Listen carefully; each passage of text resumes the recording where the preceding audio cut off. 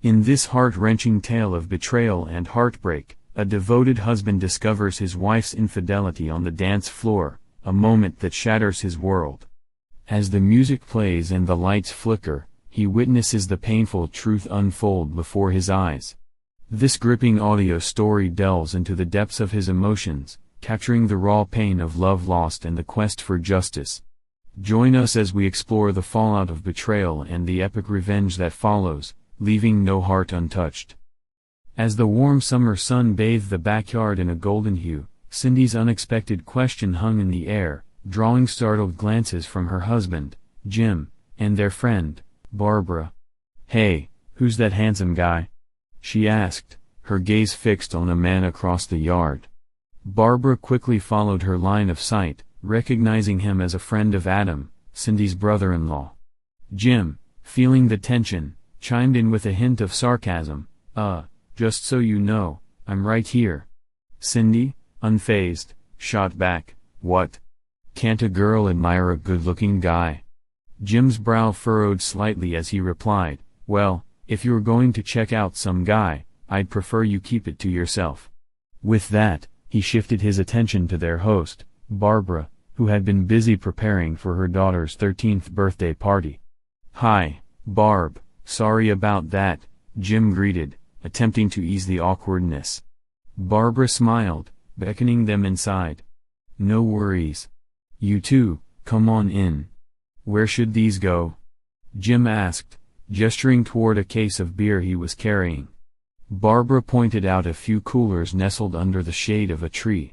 "Some have soft drinks for the kids, and the others are for the beer. Just pick an empty one. Gifts go on that table over there," she instructed, directing Cindy as she carried a beautifully wrapped box. As they entered, Tony, the co-host and Barbara's husband, spotted them and came over to welcome them. "Hey. Welcome, you two," he said, planting a friendly kiss on Cindy's cheek. "Jimbo, let me take that," he offered, reaching for the case of beer. Cindy, undeterred, seized another opportunity to inquire, "Hey Tony, who's that handsome guy sitting over there with your brother?" Tony, oblivious to the earlier conversation, glanced over and replied, "Oh, his name's Bob. He works construction with Adam." "Why? Do you know him?" Cindy shrugged, her interest piqued. "No, but I wouldn't mind," she teased, a playful glint in her eye. Tony raised an eyebrow at Jim, who was taken aback by Cindy's sudden flirtation. "Watch out, Jim. Sounds like she's on the prowl," he joked, not fully grasping the underlying tension. Jim chuckled nervously, unsure of what was happening. It seemed his wife was trying to provoke him for some unknown reason. As they moved further into the party, Barbara leaned into Cindy, her voice low and concerned. "Okay, Cin, what's happening? Did you and Jim have a fight or something?" Cindy shrugged, her expression defiant. "What do you mean?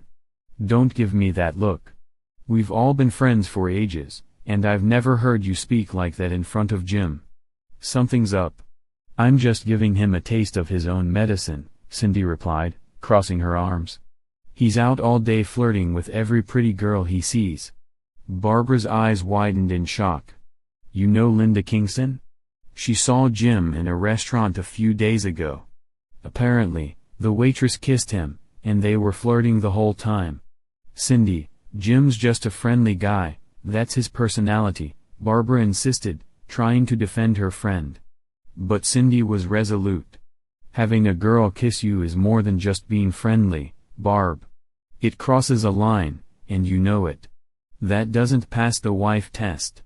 "The wife test?" Barbara repeated, puzzled. "Yeah, you know how guys talk about the husband test. A wife shouldn't do anything in public or private that she wouldn't do in front of her husband." Cindy smirked, her eyes sparkling with mischief. "Well, what's good for the goose, as they say. So you chose my daughter's birthday party to teach Jim a lesson?" Barbara asked incredulously. "Don't worry, I won't do anything drastic. I wasn't even thinking about it until I saw Adam's friend over there. He's perfect." Barbara sighed, "Just promise me you won't start any fights, okay?" Don't worry, I won't. Besides, look at that guy, he's built like a tank. Jim would be crazy to mess with him, Cindy joked, her determination unwavering. I see more guests coming, so I have to go do my meet and greet thing. I'll catch up with you later, but remember, no fights, okay? Promise, Cindy said with a wink.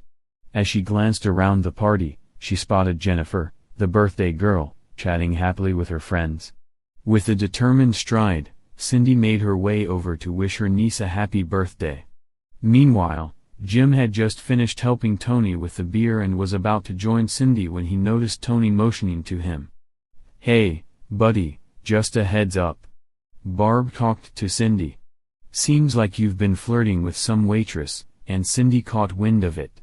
I think that's what all this hunk talk is about. Jim's mind raced as he processed Tony's warning.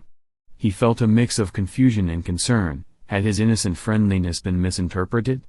He looked across the yard, where Cindy was now plotting her next move. Little did he know that the playful banter would soon escalate into a captivating game of jealousy and revenge, leaving everyone at the party wondering who would come out on top. I was utterly perplexed by the conversation unfolding around me. I had no clue what she was talking about. Flirting with a waitress? Really? I hadn't even flirted with anyone that I was aware of. Did she mention where or who had supposedly seen me? It seemed she hadn't provided any specifics, but I had a hunch that she was planning to use Bob to stir up some jealousy. Just keep your cool, I thought to myself, steeling my resolve. As Tony and Jim chatted nearby, Cindy made her move towards her target. Hey, Adam. She called out, a bright smile on her face. How's it going? I'm alright, I guess, Adam replied, his eyes flickering to the new arrival. Who's your handsome friend? Taken aback, Adam stammered for a moment as Bob stepped forward, flashing a charming grin. Hi, I'm Bob. I assume you were talking about me, right? Who else? Cindy replied playfully, her confidence evident. Adam, trying to steer the conversation, interjected, Hey, Cindy, where's Jim? He's over there chatting with your brother, she pointed out casually. I'd love one of those, she said, nodding at the beer Bob was holding. Hey, Adam, why don't you be a gentleman and grab the lady a beer while we get to know each other better? Bob suggested, smirking.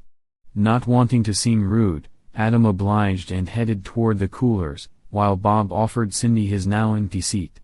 As Cindy sat down, she stole a glance at her husband, who was watching her with an intense glare. Seeing his reaction only bolstered her confidence. Her plan was working. She turned her attention back to Bob, engaging him in light conversation. Meanwhile, Adam approached Tony and Jim at the coolers, concern etched on his face. What's up with Cindy? He asked. Jim, frowning, replied, She's cozying up to Bob over there. Who is he anyway? He works with me, Adam explained. We're on that big high-rise project downtown. I've known him for about 6 months, seems alright, but he's a bit of a ladies' man. I wouldn't trust him around women. Did he bring a date? Jim asked, clearly concerned. Nah, it was sort of a last-minute thing. He was supposed to play golf today, but when that got cancelled, he started complaining about having nothing to do. I invited him to the party, figuring it would be good for him to get out. Now Jim understood Cindy's intentions, but he felt conflicted about how to handle the situation. He knew her well. Once she had an idea in her head, she wouldn't let it go until she made her point. Ignoring her might only push her further into Bob's arms, but confronting her could provoke a confrontation with Bob, which he desperately wanted to avoid. Adam, do me a favor, Jim said, lowering his voice. Just keep an eye on things. Let me know if it starts to get out of hand. Adam nodded in agreement, grabbing a cold beer from the cooler before returning to where Cindy and Bob were deep in conversation. He handed Cindy her beer and pulled up a chair, determined to interject. Hey, I saw those photos Jim took of the lumber yard fire, he began, hoping to redirect the conversation. He's got a real talent for photography. Is he planning to enter the press photographers contest again this year? Cindy, slightly annoyed by the interruption, replied, I assume Jim will participate.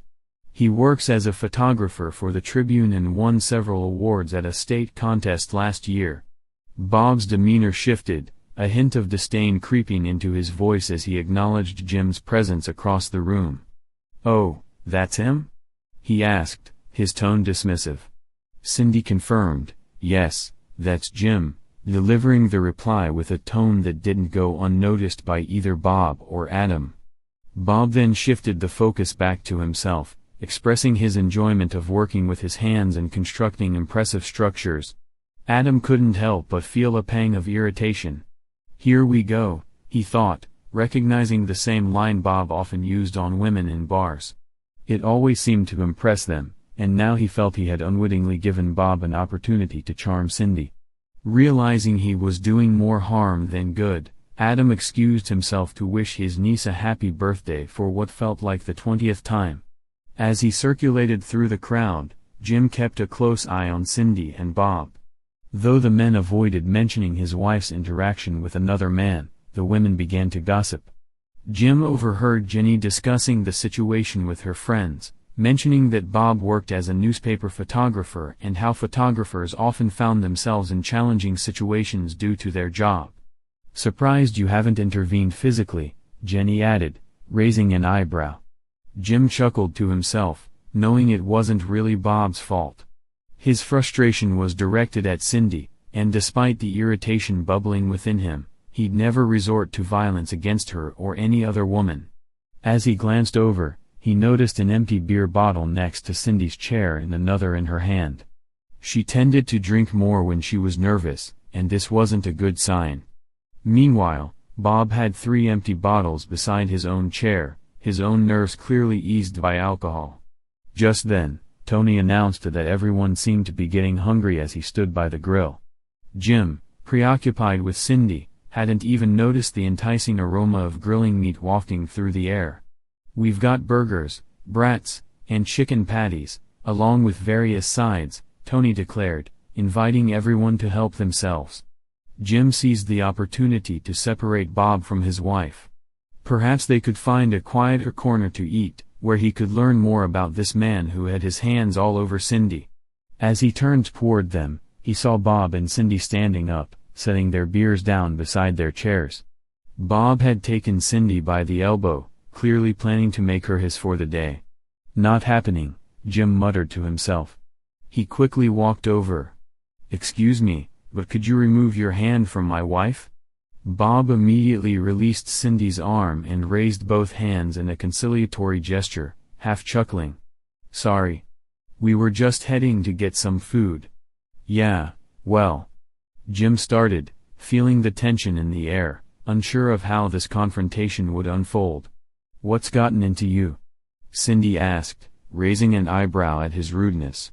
Ignoring her question, Jim positioned her in front of him as they joined the food line.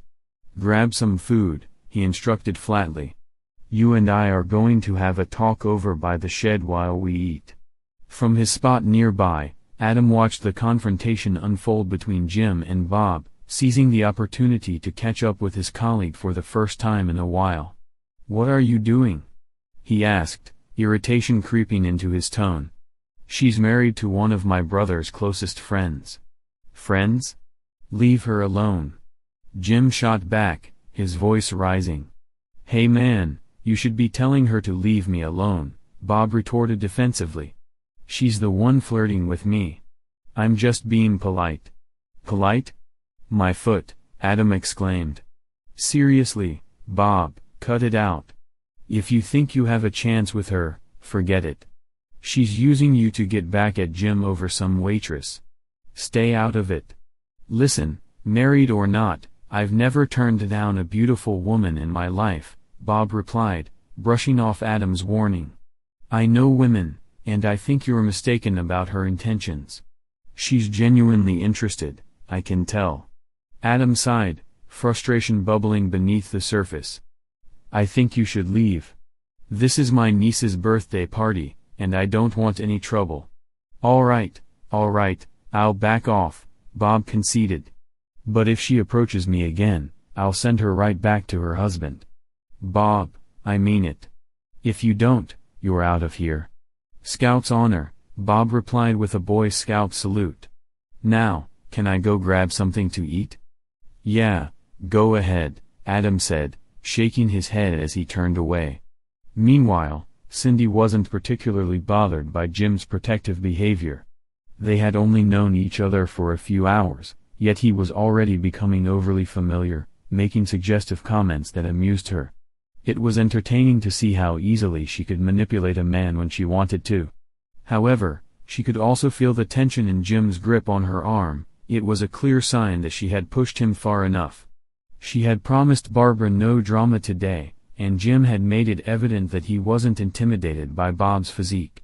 She needed to spend the rest of the day with her husband, hoping he had learned his lesson. They both filled their plates with food, and Jim gestured toward the shed, seeking a quiet spot away from the crowd. Once they settled at a secluded table, he handed Cindy his plate. "Here, hold this while I grab a couple of chairs. I'll be right back." Despite his anger, Jim maintained his gentlemanly demeanor, gently holding the back of her chair as she sat down. He pulled up a chair next to her, creating a small bubble of privacy. After a few bites of food, Jim couldn't contain himself any longer. He was always direct, and this time was no exception. "We need to talk about what you mentioned regarding me flirting with a waitress. I really dislike those kinds of games." Cindy met his gaze, considering her response. "I'm not sure of the exact details, but it supposedly happened sometime last week." Jim raised an eyebrow, sarcasm dripping from his words. "Vague much?" "Maybe you have a better understanding of the situation than I do," she countered, challenging him. "Do you flirt with every waitress?" Surprised, Jim interjected, "Wait, are you saying someone told you I kissed them?" Cindy nodded.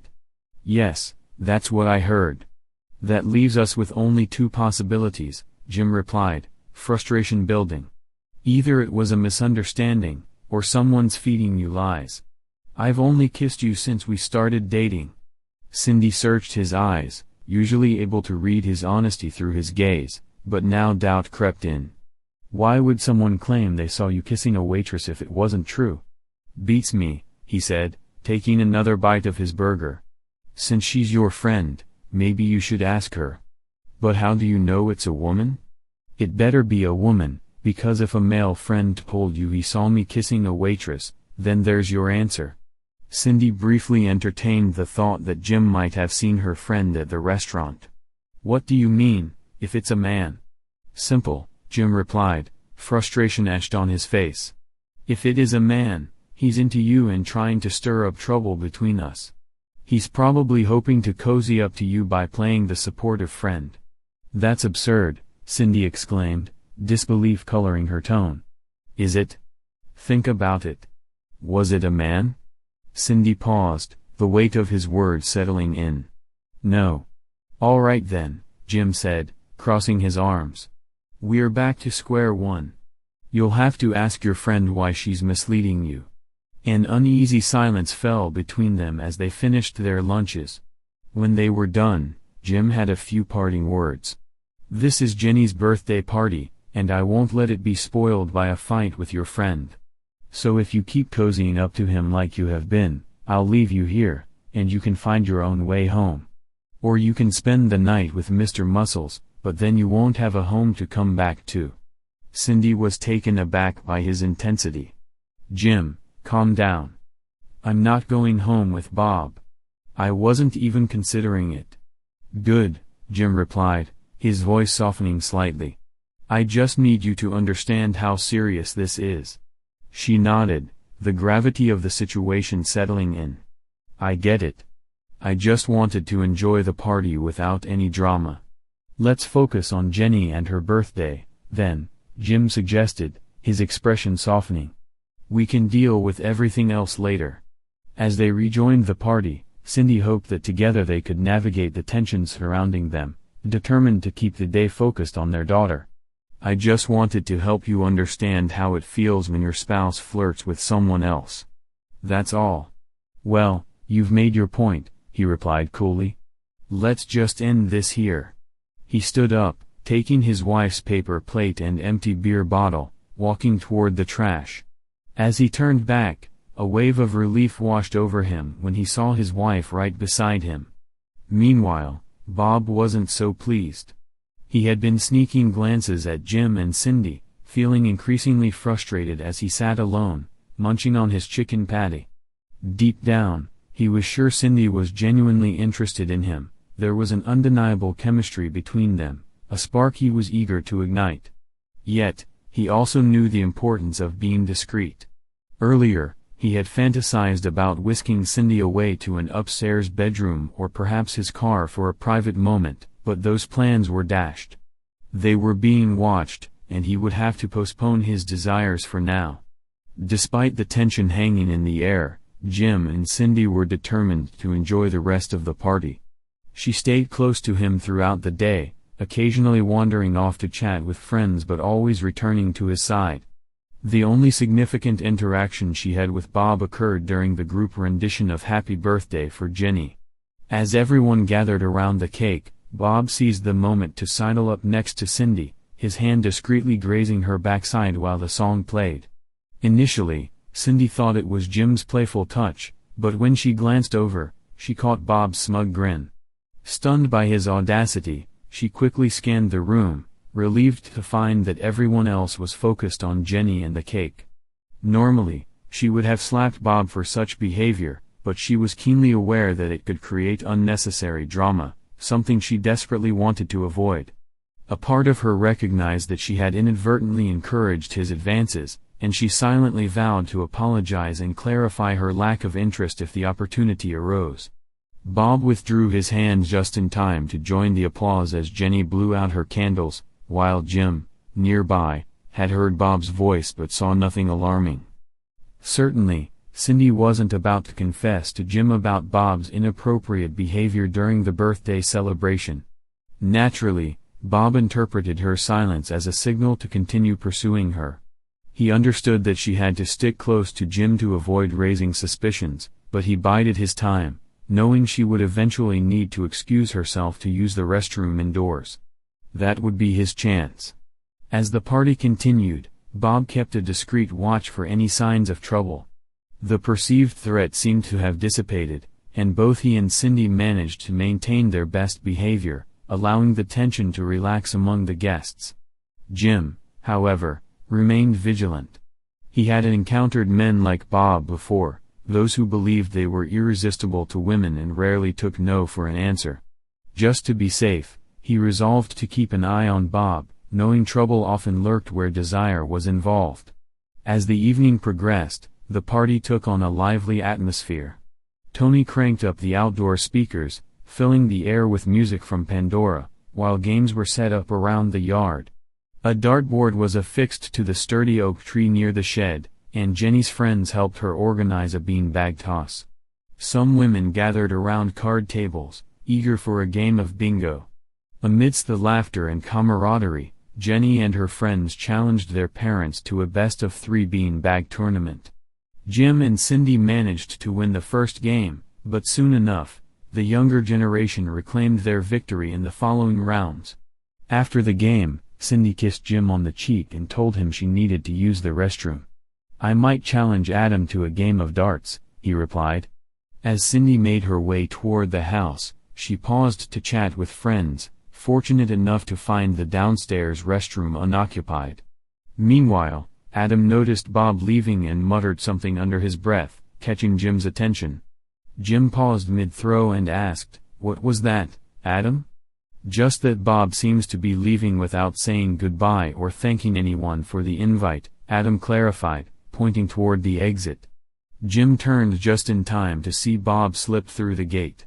"Maybe he's upset that Cindy isn't giving him any attention anymore," Adam mused, adding, "I wouldn't be surprised if he had plans with her." Jim shrugged off Adam's comments as he took careful aim at the dartboard, a thought suddenly striking him.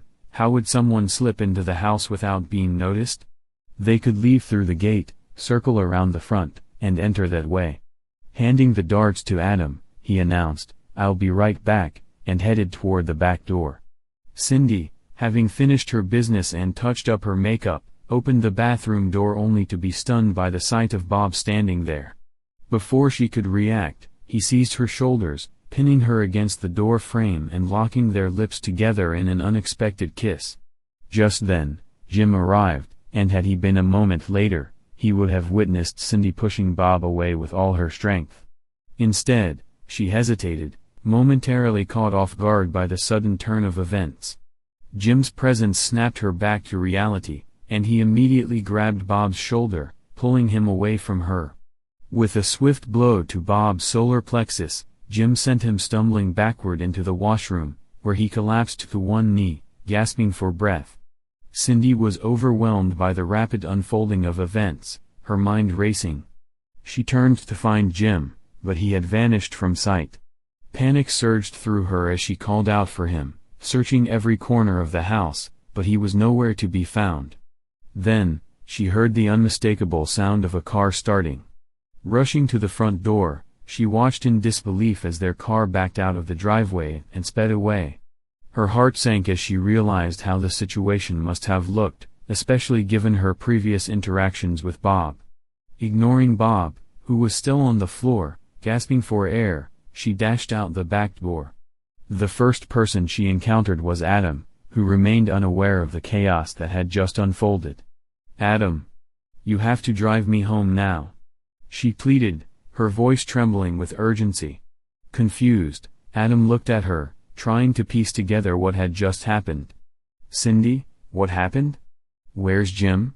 "He left," she exclaimed, her voice rising in desperation.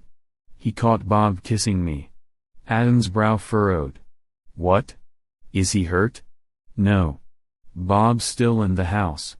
I'm not sure if he's hurt or not, but Jim punched him really hard." Adam couldn't help but smirk at the thought. "Jim punched Bob? Really? Wow, that's something. Please, Adam, just drive me home," Cindy implored, her panic palpable as she struggled to make sense of the whirlwind of emotions and events that had just unfolded.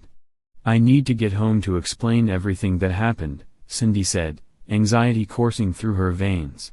"He was so furious, I'm not sure what he's going to do. I'm terrified he might leave me." "Cindy, he's upset, yes, but I doubt he's that upset," Adam reassured her. "You didn't see him just now. I was the first one here, and I doubt I'll be able to get my car out. I'm sure I'm blocked in. Please, Adam," she pleaded, desperate for a way out. "Just give me a second to tell Tony we're leaving, and then we can figure this out." After a quick conversation with Tony, Adam returned with a grim nod, confirming their situation. "Cindy, you'll have to call a cab. I can't get out, but you can borrow my car." "Are you serious?" Relief washed over her. "Thank you." With a grateful heart, Cindy hurriedly jumped into Adam's car, knowing she needed to reach Jim before it was too late. Navigating the tight space, Adam carefully maneuvered the vehicle. With only a foot of clearance between his car and the garage door, he turned the wheel hard to the right, inching forward until the front bumper gently nudged the door. He then reversed, adjusting his angle until his rear bumper lightly tapped the car behind him. Adam repeated this dance several times until he finally managed to back out onto his brother's immaculate front lawn, leaving just a couple of inches of clearance behind. During the drive, Cindy remained lost in her thoughts, unable to shake the haunting image of her husband's furious expression. She had never witnessed him so enraged, and that visual replayed in her mind like a haunting film. As they approached her driveway, a wave of anxiety washed over her. The thought of facing Jim and the consequences of her actions filled her with dread. Pulling into the driveway, Adam parked behind Jim's car. He offered to accompany her inside, but she hesitated for a moment before declining. "I appreciate it, but I need to handle this myself," she insisted, feeling a strong sense of responsibility for the situation. Stepping out of the car, she signaled to Adam that she would be okay and climbed the porch stairs, each step echoing her apprehension. Inside the house, she steeled herself for whatever awaited her. Jim was nowhere in sight, raising her concern that he might be upstairs packing. Just as she began to ascend the stairs to confront him, she heard the unmistakable sound of the coffee grinder. A glimmer of hope flickered within her. He's making coffee. Jim, observing her from the kitchen doorway, broke the silence. So, did your lover bring you home?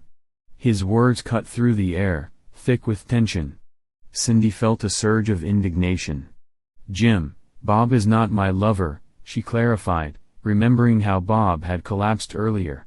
The last time I saw him, he was still on the bathroom floor struggling to breathe. Jim nodded but remained silent, and the quiet unsettled her further. She had expected some kind of reaction, anger, disappointment, anything. With his silence, she felt an overwhelming urge to take the initiative. Jim, you caught me off guard, she continued. I wasn't willingly engaging with him, he ambushed me. The moment I opened the door, he pushed me against it and kissed me. I didn't see you resisting him, Jim countered, his voice steely.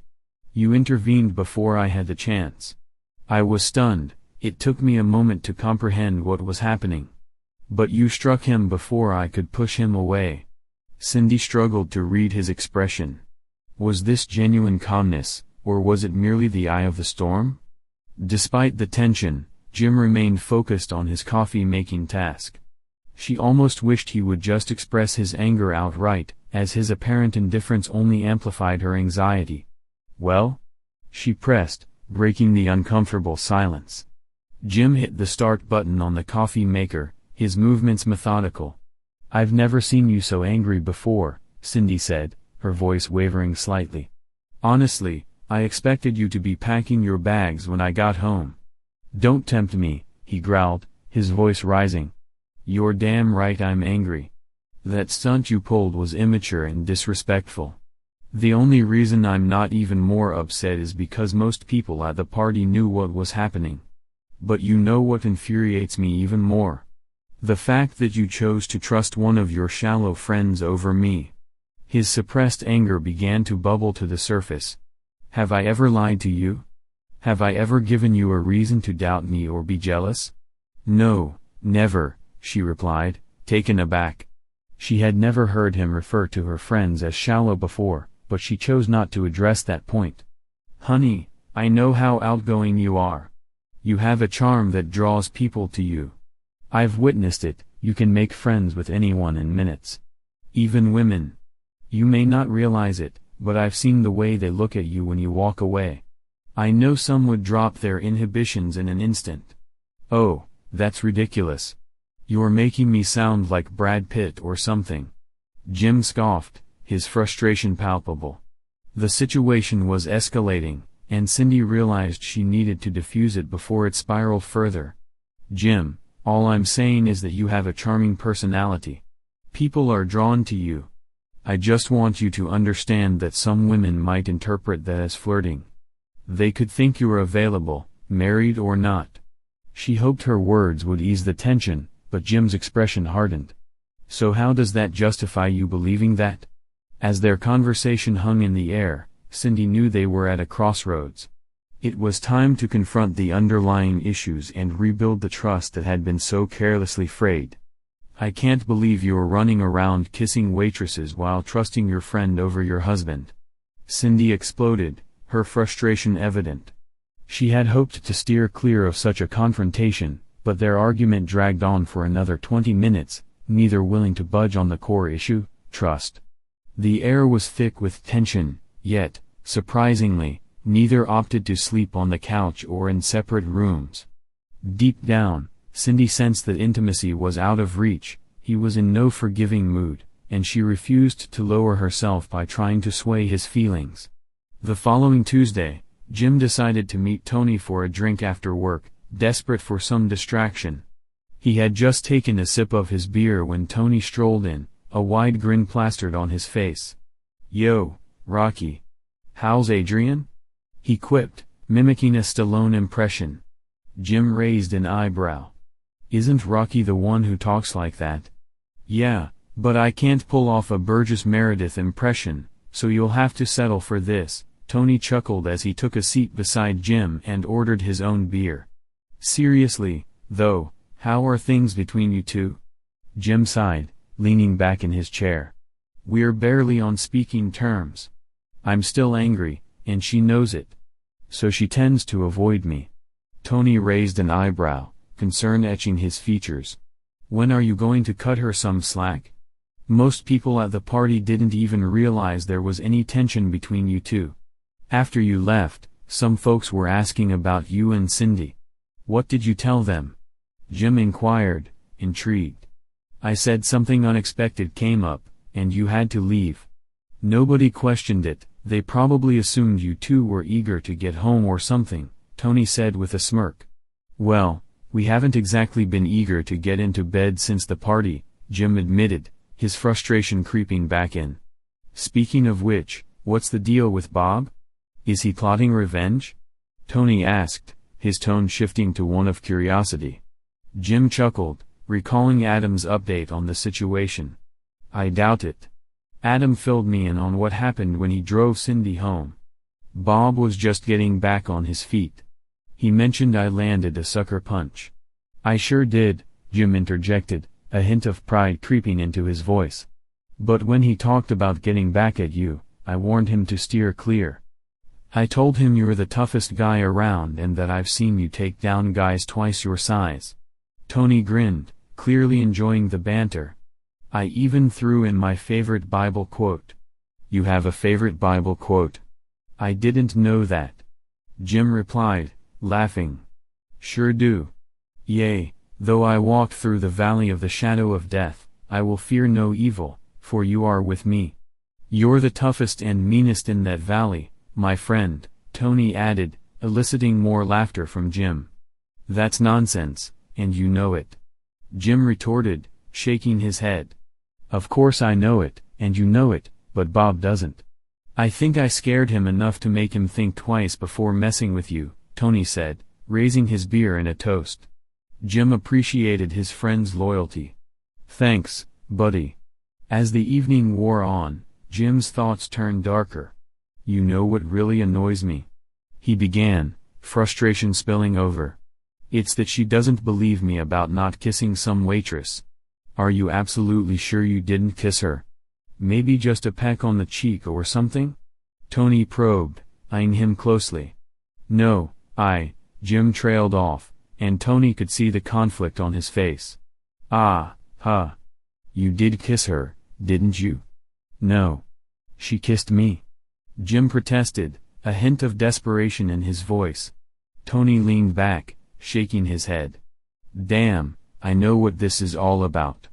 The next day, Cindy was taken by surprise when Jim walked into her office at work, an unusual determination in his stride. I'm taking you to lunch, he announced before she could respond. Assuming it was his way of apologizing, she felt a flutter of hope but also expressed her concern. It's a bit early. Can you wait about 20 minutes? Jim quickly reassured her, there's no need to wait. I've already spoken to your boss, explained it as a minor family emergency, and arranged for an extended lunch hour. She agreed. His tone was firm, leaving little room for argument. Cindy, still apprehensive, followed him to the car. As she got in, Jim held the door open for her, his demeanor a mix of care and urgency. Where are we going? What's this family emergency? She asked, her heart racing. He avoided her questions, instructing her instead to call her friend to get the name of the restaurant where the alleged incident had taken place. Why? She pressed. Just trust me, he replied, determination etched on his face. I think I've figured something out. Reluctantly, she called her friend and obtained the restaurant's name, Dean's on Homan Avenue. Jim smiled, commenting on the coincidence that they were headed there. But Cindy felt an uneasy knot tightening in her stomach. She couldn't fathom why he would want to revisit the scene of the alleged kiss. Was he planning to confront her about it? Would he flirt with the waitress right in front of her? The half-hour drive felt endless as various scenarios churned in her mind. She was almost in tears by the time they arrived. As Jim placed his hand on her back and guided her inside, she braced herself for what awaited. Damn, she muttered under her breath, feeling the tension rise. Jim led them to a booth, having Cindy sit first before joining her. As the waitress approached, she greeted them with a bright smile. "Well, looks like you brought your better half today," she said playfully. Cindy felt her cheeks flush with embarrassment. "Hi, Marilyn," she managed to say, forcing a smile. "Hi Cindy. How did you manage to get my cousin here for a real lunch? Every time I see him, he's in such a hurry he can barely eat," Marilyn joked, oblivious to the tension crackling in the air. Jim wasn't about to let Cindy off the hook so easily. "Cindy thinks you and I are having a passionate affair," he announced, a teasing glint in his eyes. Cindy felt the world spin for a moment. "What? No, Marilyn, that's not true." She turned to Jim, her heart pounding. "Come on, I made a mistake, I apologize." She turned back to Marilyn, desperately trying to explain.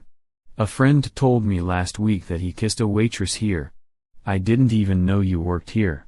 Jim interrupted, his voice firm. "Last week, you gave me a peck on the cheek when I arrived." "Oh gosh, Cindy. I didn't mean anything by it," Jim said defensively, realizing that his absence had fueled some misunderstandings. He hadn't visited in a while, and the last thing he wanted was for a simple gesture to cause tension. "Don't worry about it, Marilyn," Cindy reassured her friend with a warm smile. "I understand now. My friend misled me into thinking Jim had a thing with a waitress here." Marilyn frowned, her brows furrowing in concern. "I'll be giving her a piece of my mind later," she declared, her resolve evident. Jim chuckled, "I'd like to hear that." Cindy shot him a playful look, a challenge sparking between them. "All right, let me make a call," she said, pulling her phone from her purse. Both Jim and Marilyn leaned in, intrigued, as Cindy dialed a number. "Hi, Linda," she began, her tone serious. "Not too good. You know that waitress you said was kissing Jim? Turns out she's his cousin." Marilyn gasped, and Jim's eyebrows shot up in surprise. "His cousin?" Cindy continued, "No, I didn't appreciate you telling me that. You made it sound like he was having an affair or something. I don't care what you thought you saw. If you think you saw him screwing someone in the middle of the floor, from now on, keep your gossip to yourself." "Yeah, you too." She almost slammed her finger down on the screen, disconnecting the call. Jim leaned back, a knowing look on his face. He had a hunch that it was Linda stirring up trouble again. She had a knack for making derogatory remarks about her own husband, often causing chaos in her wake. After hanging up, Cindy was visibly worked up, her face flushed with emotion. "I truly apologize to both of you," she said, looking sincerely at Jim and Marilyn. "Jim was right, I should have known better." "Looks like you have a few more apologies to make when you get home tonight," Jim reminded her, a teasing smile playing on his lips. "You'll need to apologize to Tony, Barbara, and Jenny." "What about Bob?" Cindy asked, feigning innocence. "You can tell Bob to take a hike. You don't pursue a married woman, no matter how much of a flirt she is," Jim joked, trying to lighten the mood. Marilyn, still standing nearby, chimed in with curiosity, "Who's Bob?" Jim smirked. "Her boyfriend," he teased, only to be met with an incredulous look from Marilyn. "Boyfriend?" she echoed, confused. "Don't listen to him, Marilyn. I made a mistake, and he's not done rubbing my nose in it yet." Marilyn observed the tension and remarked, "It sounds like you two had quite a weekend." Jim nodded knowingly. "Let's just say I'm pretty sure Cindy learned a valuable lesson about trust," he said, glancing at her with a hint of affection. Cindy felt a wave of embarrassment wash over her as her cheeks burned. Trying to shift the focus, she opened the menu. "So, Marilyn, what do you recommend?" Later, after dinner, Cindy found herself on the phone for almost an hour, apologizing to their friends, including Jenny. Each conversation was a reminder of the chaos that had unfolded, and she was determined to make things right. That night, as they lay undressed in bed, the room filled with a comfortable silence, Cindy broke it softly. "Are you still mad?" Jim turned to her, his expression thoughtful. It depends on what? On whether you still think I would cheat on you, she replied, her voice barely above a whisper. He paused, searching her eyes. I never really believed you'd cheat on me, he confessed. But I was surprised by how quickly things escalated. I trust you, Cindy. She smiled, a sense of relief washing over her. I trust you too, Jim. I just let my imagination get the best of me. As they lay together, the tension of the past few days began to dissipate. They had faced a misunderstanding together, and in doing so, they had strengthened the bond of trust that held their relationship together. As she leaned closer, a hint of concern flashed across her face. I was worried you might give some woman the wrong impression. I didn't want you to lead her on. He paused, contemplating her words. Memories flooded back of watching her flirt with Bob earlier, a surge of anger had coursed through him. But now, with a clearer perspective, he found himself empathizing with her feelings. Just as he was about to voice his forgiveness, he felt her hand glide down his body, playfully teasing. Come on, honey, you can't stay mad at me, she coaxed with a mischievous glint in her eyes. A playful smile crept onto his face, and he decided to hold off on his forgiveness for a moment longer. Her fingers gently wrapped around him, and a rush of sensations ignited as she began to stroke him slowly. With each deliberate movement, he felt desire swell within him. Closing his eyes, he exhaled softly, the gentle caress of her long, red hair brushing against his skin heightening his senses. As she leaned down, her warm lips met him, sending electric shivers down his spine. Oh God, he groaned, surrendering to the intoxicating pleasure. Cindy, knowing all too well how to push his buttons, wanted to elevate the moment even further. She swung one leg over him, guiding him inside her with an intoxicating rhythm. Closing her eyes, she leaned forward, her hands resting on his taut abs, moving back and forth, urging him deeper with each motion. Babe, I'm not going to last long, he gasped, the intensity rising. Me either, she breathed, lost in the moment. A few breaths later, as pleasure consumed them both, she threw her head back, her body tensing, and they surrendered to a wave of ecstasy that enveloped them. A month later. Over lunch, Cindy and her friend Barbara sat at a cozy cafe, the sun filtering through the window. You and Jim seem to be getting along well, Barbara remarked, taking a sip of her drink. Does he still flirt with waitresses? Not as much, Cindy replied, a smile forming. He's still his friendly self, and I wouldn't want him any other way. But I've noticed he pulls back a little now and then. That's all you really wanted, right? Barbara asked knowingly. Exactly, Cindy nodded, reflecting on the progress they had made together. Curiosity sparked in Barbara's eyes as she leaned in. So, have you heard from Bob lately? Cindy rolled her eyes playfully. No, and honestly, I'm a little insulted. One punch, and he just disappears. What a wimp. They both erupted into laughter, the camaraderie between them deepening with each shared moment.